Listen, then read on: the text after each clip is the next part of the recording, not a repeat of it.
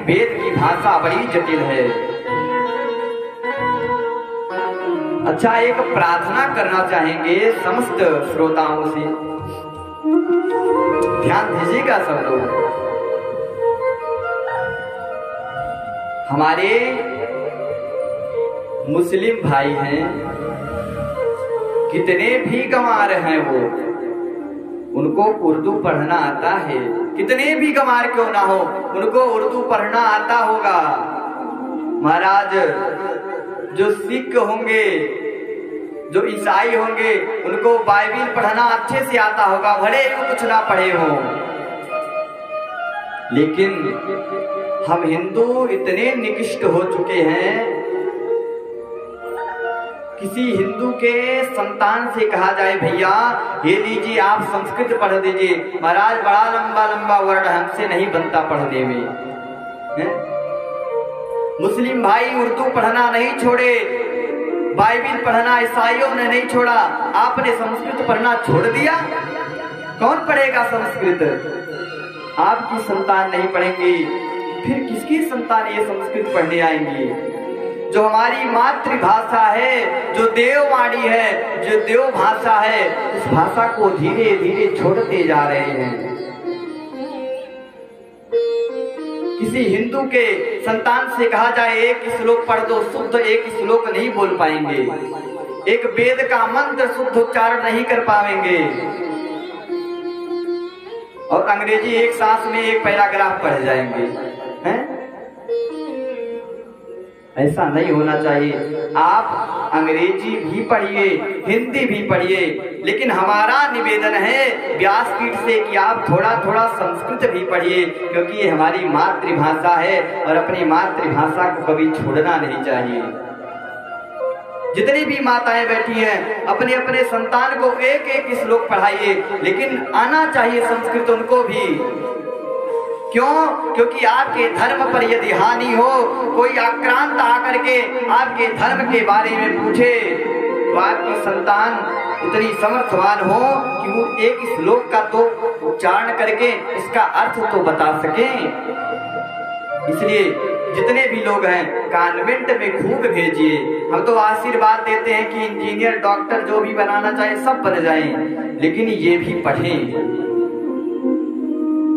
और जब आप लोग पढ़े रहेंगे, जब आप लोगों के अंदर ज्ञान रहेगा, तो कोई भी आताताई आएगा, उसे आप लोग अपने धर्म के माध्यम से ललकार कर उसे जवाब दे सकेंगे। और जब ज्ञान नहीं रहेगा तो कुछ नहीं कर पाएंगे। अभी कुछ दिन तक खूब चर्चा हुआ एक चौपाई को लेकर के, है ना? टीवी में खूब देखे होंगी माताएं, और माताएं तो बाबा गोस्वामी के कहने पर बड़ी क्रोधित भी हुई होंगी जो ज्ञानी नहीं है। हैं? कौन सी चौपाई है? याद भी हो गया होगा।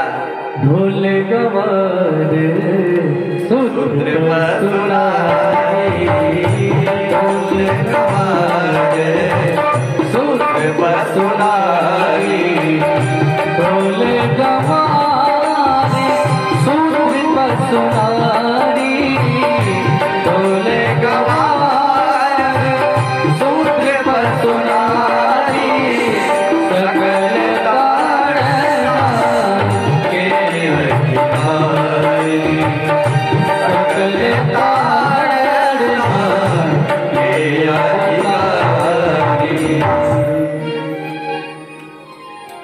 हमारे महामूर्ख मौर्या भैया जी क्या कह रहे हैं?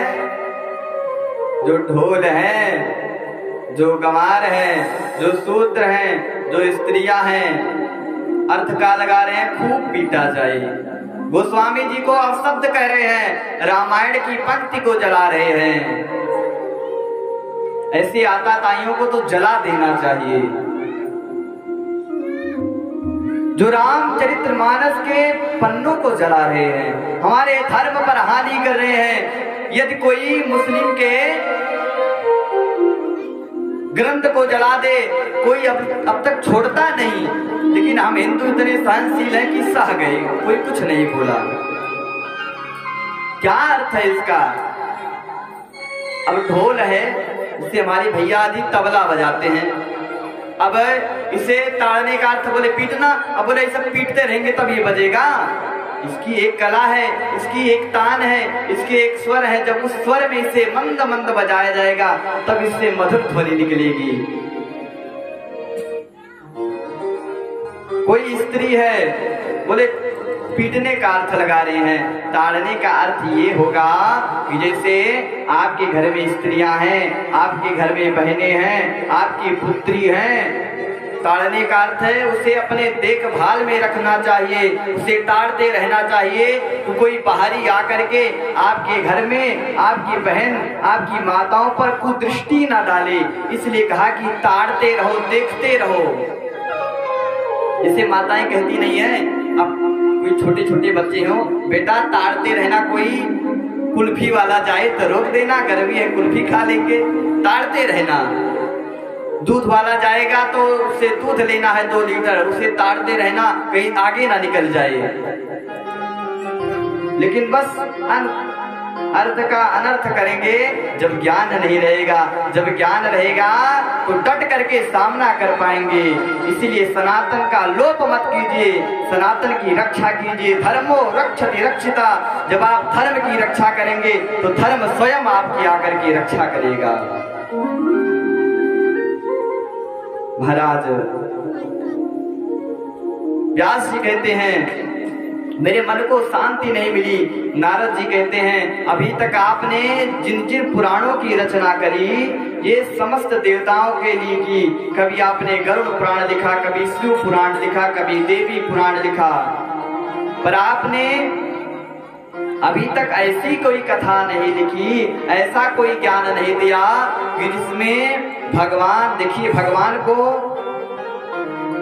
ऐसे छोटे से उदाहरण के माध्यम से समझिए। जैसे कोई पिता है, कोई पुत्र है।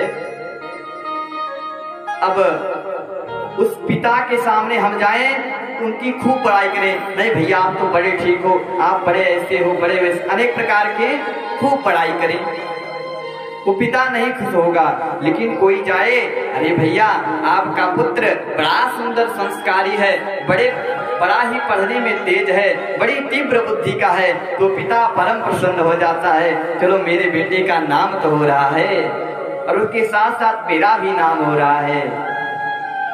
तो इसी प्रकार भगवान को स्वयं से ज्यादा भक्त प्रिय लगते हैं। और आपने ऐसी कोई चर्चा नहीं लिखी जिसमें भगवान और भगवान के भक्त की भी कथा हो।